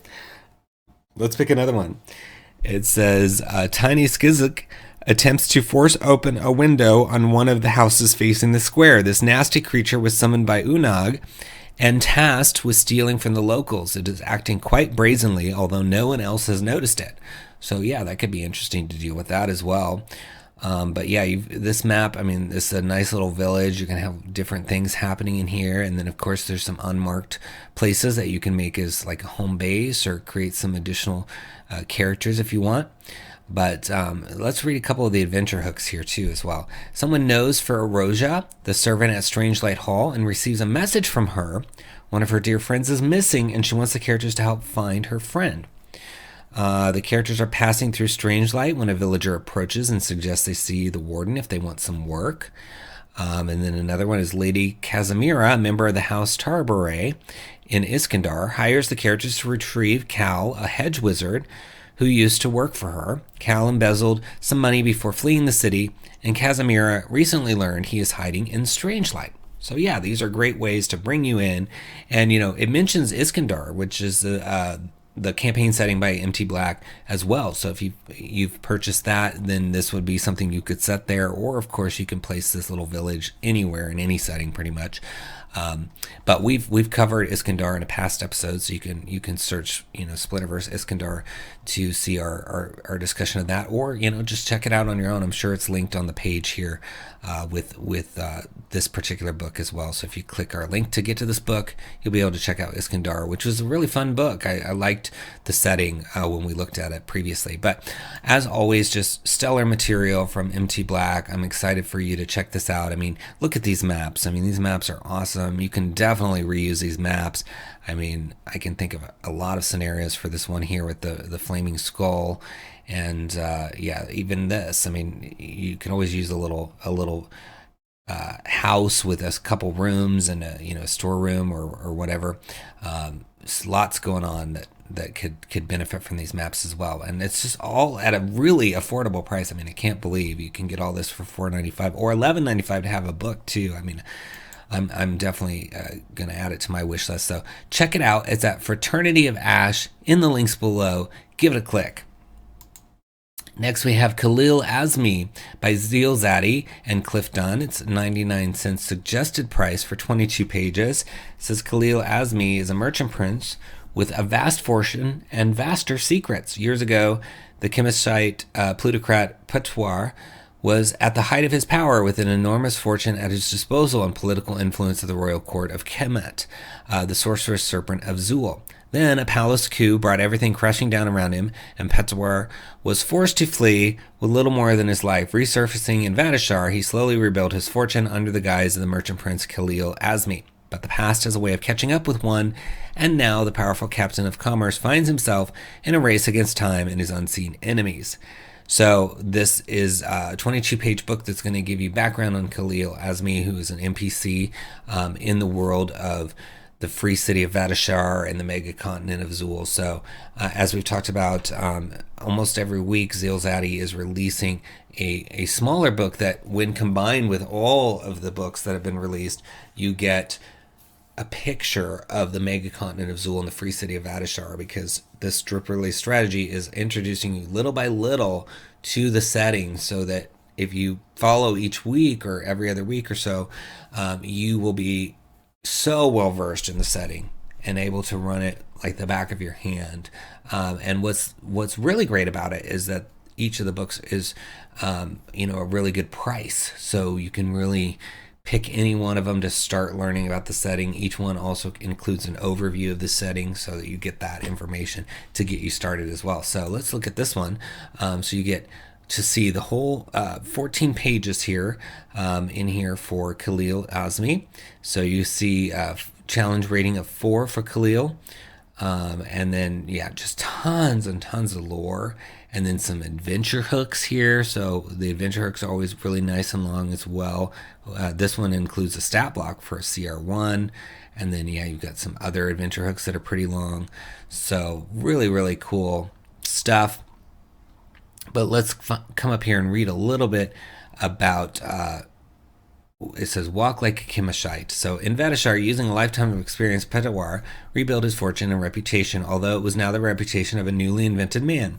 As the merchant prince Khalil Azmi, he imports exotic goods from faraway lands, including precious metals, woods, ivory, gems, oils, and fabrics, and other rare commodities. The wellspring of Peddler's Ardasharan fortune and success is the enormous retail establishment he owns, the Grand Emporium of Azmi. Situated in the heart of a well-paved and well-guarded concourse located between the Bourse of Ardashar and the Great Souk Bazaar, the Grand Emporium of Azmi dominates the free city's luxury good market. So, if you like urban settings, the free city of Ardashar is an urban setting. This series is going to give you so much detail about basically everything in that city, because here we're learning about this Grand Emporium and how, there's this merchant prince behind it. And I mean, we just read a couple paragraphs. There are pages and pages of background on this character. And then you see he has all kinds of different abilities. So it says, insightful manipulator. If Khalil spends 1 minute observing or interacting with another creature outside combat, he can learn whether it is his equal, superior, or inferior in any 2 of its intelligence, wisdom, charisma scores, or class levels, if any. So, interesting abilities, special abilities over here. It says, story of rest. If Khalil or any friendly creatures who can hear his storytelling performance regains hit points at the end of the short rest by spending 1 or more hit dice, each of those creatures regains an extra 1d6 hit points. So, a lot of benefits to knowing this character. And as I said, you're going to get some fun adventure hooks too. So, why not check it out? You can read almost the whole thing here. And it's got a really low suggested price. So look for it in the links below under Khalil Azmi and give it a click. Next, we have Legendary Investigators by Connor Bates, Andrew J. Gibson, Norman Mitchell, Margarita Tremontano, and Tara Collins, all for Legendary Games. And it's $9.99 for 42 pages. This is for Pathfinder 1. And it says, Legendary Investigators is the latest volume of our class-focused Pathfinder role-playing game player supplements, this time focusing on the detectives, scientists, magic dabblers, and scholars that are encompassed by the Investigator class. The Legendary Investigator redesigned the core class, making certain abilities usable earlier, like Studied Strike, and shifting it to a 5-level casting class, but allowing for a wider breadth of study, ability, and training through its 19 different courses of study, like engineering, naturalism, and the occult. In addition, you get new investigator talents that complement some of the courses, as well as assessment talents that leverage your knowledge against your foes. Complement this with archetypes that shift the focus further, like the face-changing and sneaky infiltrator and the old magic using malice binder, as well as feats addicted to provide, give and take dynamics with your character's inner demons and vices. Whether trying to catch the killer, fleeing across rooftops, finding the weaknesses of the monstrosity threatening the city, or digging deep into the dusty tomes of a massive library, the Legendary Investigator can use their wits and know how to get the job done. So, really cool. People that play Pathfinder, they're either still playing Pathfinder 1, or a hybrid of it, or they've moved on to Pathfinder 2, or gone back to 5th edition, whatever, right? But what's nice about this book is I feel like Pathfinder 1 is the most popular of the Pathfinders, and they're kind of revisiting some of the classes with this series and really like refining some of the details, because if you're not moving to second edition, then there may be some things that are broken or underpowered or could use some tweaks in first edition, right? So it's good that somebody's out there doing this, tweaking it, giving you some new, fresh ways of looking at first edition Pathfinder. So looking inside, you get to see 5 of those 42 pages. So some nice, fun artwork here. You can see the new table for the class, and then it gets right into some other information. So let's just read a little bit about the occult here. It says, a legendary investigator casts psychic spells drawn from the medium, mesmerist, occultist, psychic, and spiritualist class spell lists. Only spells of 4th level or lower are considered to be part of the legendary investigator spell list. If a spell appears on more than one spell list, the investigator uses the lower of the 2 spells listed for the spell. For instance, Charm Monster is a 3rd level mesmerist spell and a 5th level psychic spell, making it a 3rd level investigator spell.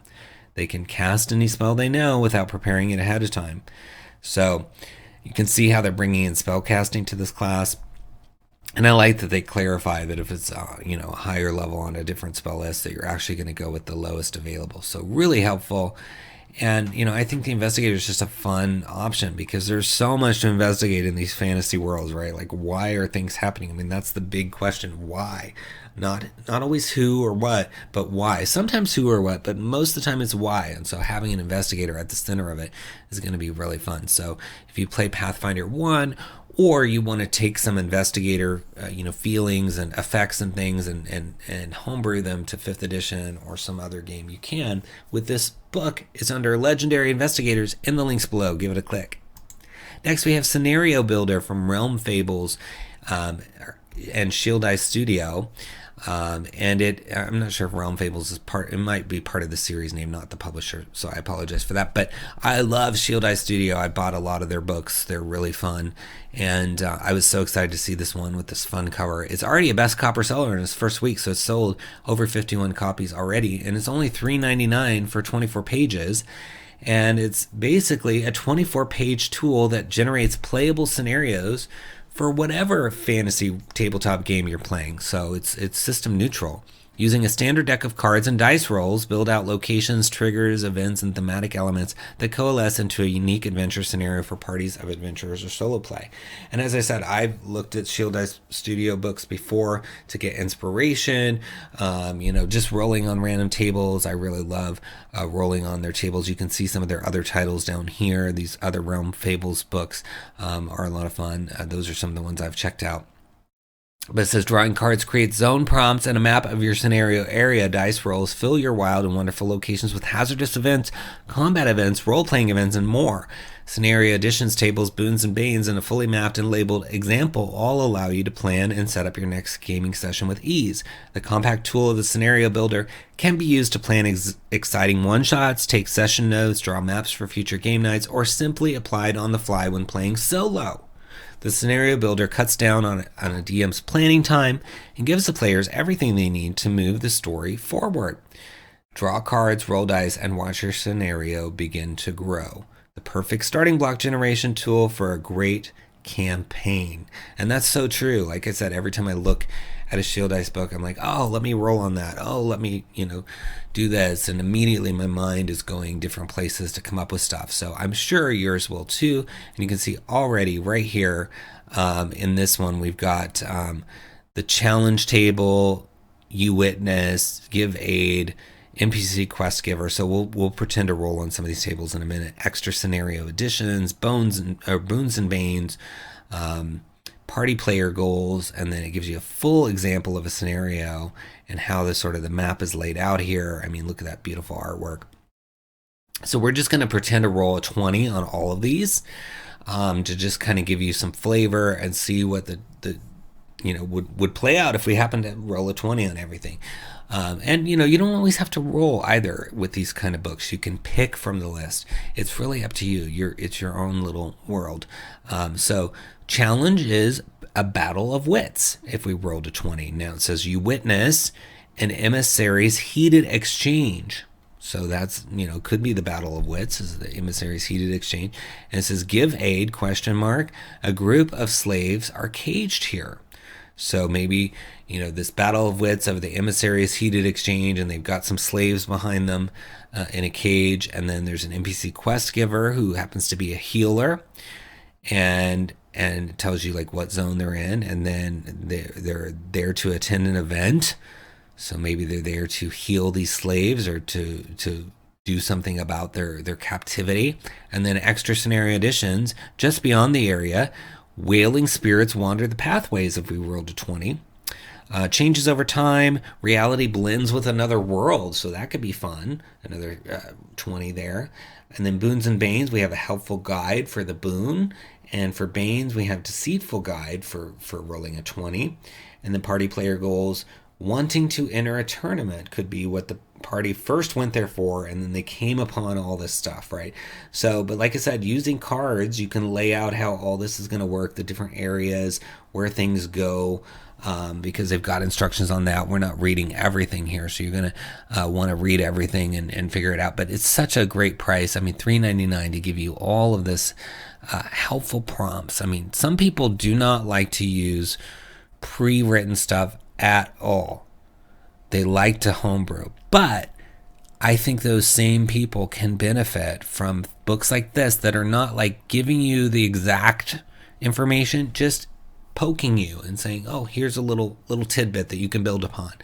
And then even people that use full books, you can benefit from this too, because you're always going to have opportunities to improv, or you might want to just try your hand at creating something, or publish your own thing. I mean, you can be inspired by this to publish an adventure, or other written words as well. Even a story or a solo adventure could be published using a book like this as sort of inspiration. So, love what Shield Dice does.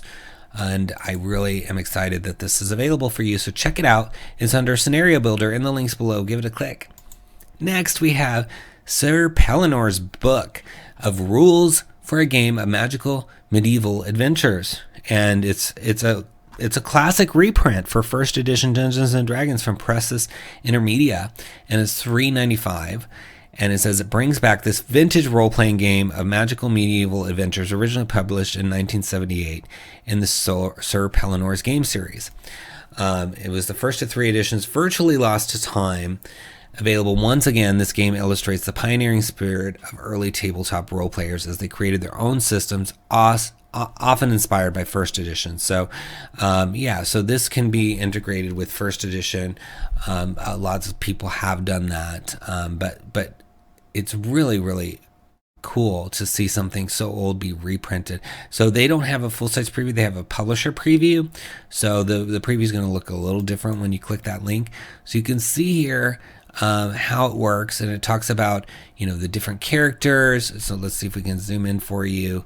Alignment, good, evil, or neutral. So kind of like basic, right? That it's got different rules along those lines. It got baronies and firearms, how to build a castle, weapon damage, percent tables. So not 100% exactly like older editions of Dungeons and Dragons, but close enough that you can make it work. And I just love to see things like this that maybe are hard for people to find these days be brought back as a reprint. And so for $3.95, you can have this as part of their vintage collection and look through it and see, what some of the fun stuff awaits you. I mean, I'm just flipping through some of the pages here in the quick preview. It talks about characters and how to set up everything. And again, taking you way back to the early days, 1978. So fun. I think you should look for it. It's in the links below under Sir Pellinnor's book. Give it a click. Next, we have Soul Mist, a journey from darkness to light core rulebook from Black Lantern. And it is $22 for 252 pages for 5th edition. So that's a lot of pages. But it is a dark fantasy world setting, which is really, really cool. And they have it says based off the famous 5th edition D20 system. In Soul Mist, you enter the world of Feyre as one of its heroes, leading the charge against the forces of the Dark Saints who hide in the shadows beyond the Darklands. The old people of Feyre have united in Penumbra and in the lands of the old days in order to be victorious between this new struggle. However, this is a war unlike any before, as it is not only fought in the field of battle, but the very soul spark of every living creature in Feyre. The victors of this endless war shall determine the color of these sparks once and for all. So you're getting a completely new world setting filled with secrets and exciting lore to discover. 5 new races blessed by their ancestors from beyond the Nebula of Souls. The Scholar, which is a non-magical take on the traditional bard character who focuses on inspiring their allies as well as acting as a diplomatic envoy. So this is a new class for you. And then you get new subclasses dedicated to every race of Feyre and their culture, which are unlocked from the very first level. And there are 20 racial archetypes for you to discover, such as the Pyromancer, a rogue archetype that focuses on brewing alchemical bombs and explosives to light their enemies on fire, or the Ashen Berserker, a barbarian archetype that mixes their own toxins, but instead of using them against their enemies, they consume them in order to gain various powers. You get new backgrounds, tons of feats, a new magical tradition known as Prohibited Magic, which exacts a heavy toll from its invokers in order to be used. Those who pay the price, however, are blessed with incredible power. 3 new systems to enhance the brooding and dark themes of Feyre. The Erebos system tracks a character's fall from grace as the story progresses. Empowered abilities and sparks of light or darkness. And the Scales of Nebula, a subsystem, determines the toll it takes on the player characters to keep on fighting. So, optional rules, a new class, subclasses, feats, backgrounds, races, and lore and setting stuff. I mean, this is packed full of stuff, and I think it's at a good price for so many pages, 252 pages for $22. That's a good price. So looking inside, you can see the races of Feyre here in the 8-page preview. You got the Lumen, it goes right into details of those and their traits. And then you get the ethics and culture. So quite a bit of history for each of these, which is so nice. You don't often get so much information on their social structure, etc. So you can really dig into this one. But let's read a little bit about the different races. So Avernians, the Avernians are intrinsically connected to their animal spirits. Man and beast share the same body and coexist by striving toward a balance between their human and animal selves. Those who have managed to harmonize themselves with their animal spirits can achieve a partial or even full transformation, which grants them unique powers. They mostly live in the southern part of the lands of the old days. Then the next race, the Lumens. Lumens, for the most part, are gathered in their capital city of Nalda, which is located in the heart of the lands of the old days, and their territories span the entire north. Lumens have a peculiar ability to glimpse forward and back in time by sacrificing their own life force, aging themselves in the process. Some refer to them as prophets, others as soothsayers. Either way, the price of their powers is heavy indeed. So I like how this book puts an emphasis on consequences. You know, if you want to use the prohibited magic, you're going to have consequences. If you want to take it further with, looking in time here, you're going to age. There's consequences to the power, which I think helps balance things, because at least it's not like you can just do it forever. I mean, if you look forward in time too much, you're basically going to age yourself to death, right? So you gotta balance that out naturally. The player kind of has to be their own governor on their abilities, so that's cool. It says Lumens look just like regular humans. They could be any one of us, but they are not. These people stand out because of their ability to look forward and backward in time, knowing exactly where and when they want to look. Their minds can travel in time and see what happened or what is about to. This powerful ability, however, does not come without a cost, as we talked about. So here's a cool image of one. So they get all these abilities, including as part of the Lumen Society, you are afforded with plenty of opportunities to gain academic knowledge. No matter your walk of life, you gain proficiency in the academic skill and one additional intelligence skill of your choice. So it looks like they have some new skills as well. Enlightenment. From a young age, you are taught with the value of laws and history as part of your outbreaking. When making intelligence checks regarding the laws of Feyre or the events of Ruination, roll with advantage.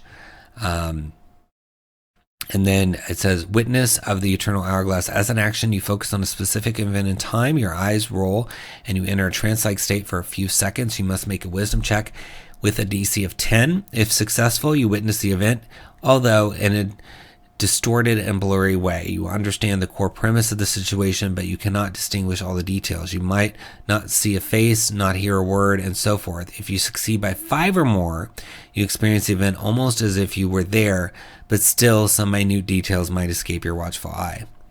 And then if you succeed by 10 or more, nothing is concealed. You can observe everything. And then the cost is each time you use this gift, you suffer a level of exhaustion. Additionally, the first time a Lumen character uses their gift, they suffer the senescence condition. And then it goes into that. You leave behind part of your soul spark, a part of your life power, a part of your youth. And it's measured in 6 levels. You gain 1 or more levels of senescence when you use your gift too frequently or to peer too far into the future or past. Furthermore, mishaps that happen when using your gift can also impose senescence levels. When you accumulate 6 levels of senescence, you go up 1 aging category. So, you're just going to age yourself out if you're not careful. And then it goes into languages and names. So, I mean, there's just a lot of stuff in here, and we're barely scratching the surface. I mean, we just got to look at the races, but there's a class, there's subclasses, backgrounds, feats. I mean, tons of stuff. And as I said, to get 252 pages for $22 is a pretty good price. So check it out. It's under Soul Mist in the links below. Give it a click. Well, that was our last new release this week. Before we go, though, I do want to preview our discount for next week. Every Monday at 10 a.m. Mountain Standard Time on all of our social media channels, Facebook, Twitter, Instagram, etc., we give you access to an exclusive discount that you can't find anywhere else. And it lasts for a limited time, about a week. So this one next week is going to be for Broken Wing, which is a really fun book by Joseph Morrow. It's normally $1.99, but it's not going to be that price when we give you the discount.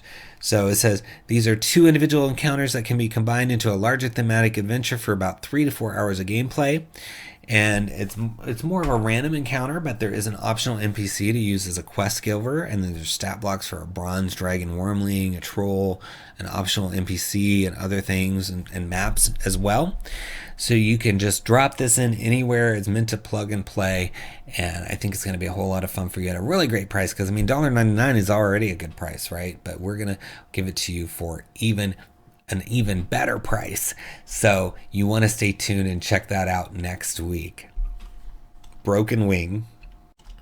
Before you go, don't forget our newest book, Dragonlance Companion, over 180 pages, is going to be available on December 6th on DM's Guild. So you're going to want to make sure you check that out. And our spoilers are going on all our social media channels every day up until the release day. So stay tuned for that. Make sure you're following us. Thanks so much for watching. Please subscribe to the channel, like the video, leave us a comment. I will respond to all those comments personally. Of course, click all those links in the video description to support those third-party publishers that we've been talking about in this episode. We want to make sure they feel welcomed into the TTRPG space and that they want to continue creating. So encourage them by purchasing their books, leaving reviews, following them on social media, and of course, if you do any shopping after you click those links, you're going to be helping the channel, even if it's a title we didn't cover on this episode. So please think about doing your shopping with us and supporting the channel. Also, we've got a whole bunch of books beyond our Dragonlance Companion at Splinterverse.com that you can learn about all of our past releases. They're also linked in the video description if you want to help support us that way. We love when you do that. And if you buy one of our books, let us know what you think. We're always looking to hear what you think and learn and grow as well. If you're a creator, stick with it. You can see you can do it. We had a bunch of creators working with us on this book that we're previewing this week, and you can make it happen. If you can dream it, you can achieve it, as they say. So don't give up. Keep going. No matter what anybody says, your dream can come true. And this book was a dream for many of our Dragonlance fan designers that were involved in this. So let this inspire you. Let this keep you going. You can do it. And I want to see it when you finish it. Make sure you ping me on social media or email me or whatever so I can check out whatever it is that you put out there, because you've already got one person out here in the world that's interested. So keep that in mind as you're working. Okay. All right. Thanks so much, everyone, for watching. We love that you take this journey with us every week. And until next time, happy adventuring.